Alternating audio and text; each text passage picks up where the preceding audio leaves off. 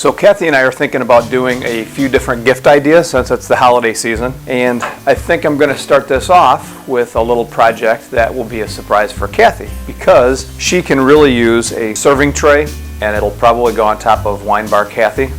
Something that we can use to bring our dishes and bring our food or bring clean wine glasses or whatever she wants to bring up and downstairs. So I have this cabinet door from a project. It was a faux pas, which is a fancy word for mess up.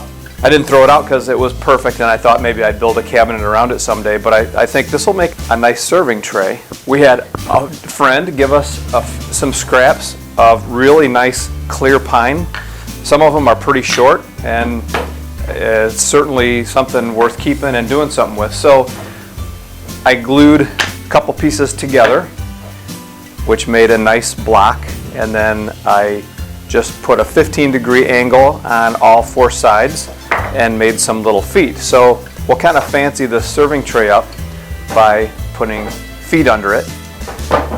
I thought about other ways you might put feet on a serving tray if you didn't want to do this kind of thing. You could maybe use some cabinet knobs, which I have some of these laying around, but they also have wooden ones, which might be kind of cool. You could use some cabinet drawer pulls as the handles. I'm going to make some out of wood, but there's a lot that you could do, you know, if you happen to come across an old cabinet door, or if you wanted to just do this project without making a cabinet door, you can just buy one. Home Depot, Menards, Lowe's, all these kind of places. Pretty sure they have them in stock. I know Menards does. Okay, so let's get started. Okay, next I am going to find the center point of each of these little feet, and then I'm going to drill a hole in there and drive in these double-sided little anchor bolts, and that's how we're going to attach it to the underside of the door. So the easiest way to find the center point of any object like this is to just go corner to corner and then corner to corner and make an X using any kind of straight edge, and that will be your center point right there. So next I'm going to take my awl and just make a little point there so it's easier on my drill press to set the brad point for my drill bit in there. I'll just do that on all 4 feet. Okay, I've got my drill bit all set up, and I'm going to align that drill bit up with the center point that I made.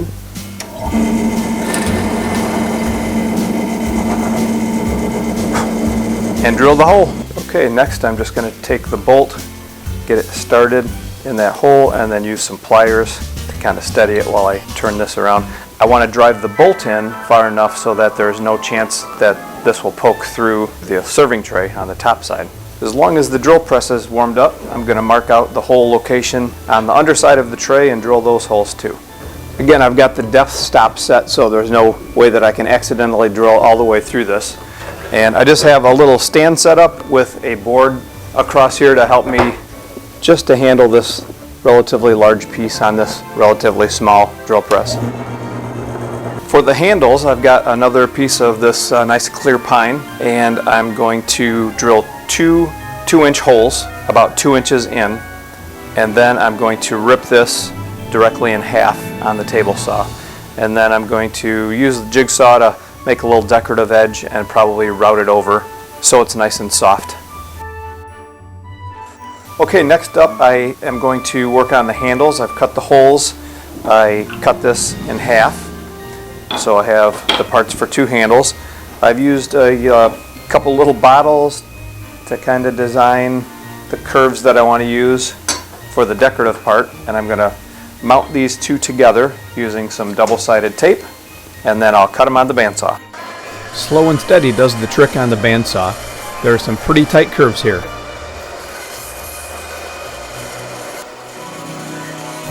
Next, a little sanding on the spindle sander to clean up the blade marks.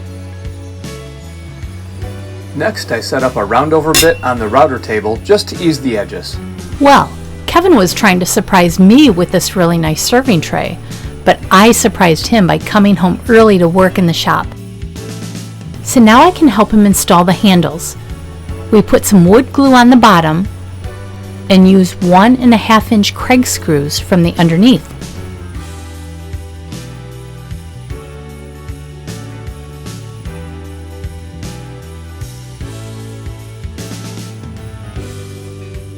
Now we can install the cute little feet that Kevin made. Just a little wood glue and screw them in. Well, now it's all ready for some primer and then the special surprise paint color that Kevin picked out. I can't wait to see it. Hi, welcome back to our channel. The serving tray is all finished, and it turned out so bad that we're just going to throw over it. No, we won't. No. So I wasn't able to surprise Kathy with the entire tray because she came home early, but I did surprise her with the color. Drum roll.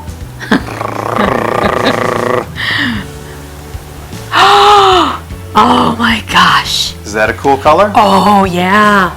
Inspiration for this color is old cars from like the 50s and 60s. That's cool. Very cool. I love the color. Yeah, me too. Oh, And it smells good too. And she loves the smell of paint Yeah, I do. and kerosene. And gasoline. But there's nothing wrong with that. Ouch. All right, so this turned out nice. Can't wait to use it. And if you have the use for an old cabinet door, maybe you can make one Is too. that the cabinet door that you messed up on Johnny's cabinets? Well, it was a faux pas. Okay. Happy accident. I get it now. Yeah, it looks like it. The problem was it was the right size. We just couldn't open it and get the tray out of Johnny's So it wasn't a cabinet, good so- fit. Okay. All right. Stay tuned for the next episode, which will have another holiday idea with some of our favorite things. Yeah. Make sure to subscribe and like our channel. Hit the bell so you're notified when we have some new shenanigans coming out. Yeah. We are an Amazon affiliate, so we earn from qualifying purchases. And there's a couple of tools that I used that I will put a link to in the show notes, especially the spindle sander, which was really nice Oh, for yeah. sanding this area here. Made very short work of that. All right. Okay. That's all we got to say about that. Yeah. All right. So until next time, keep your biscuits dry.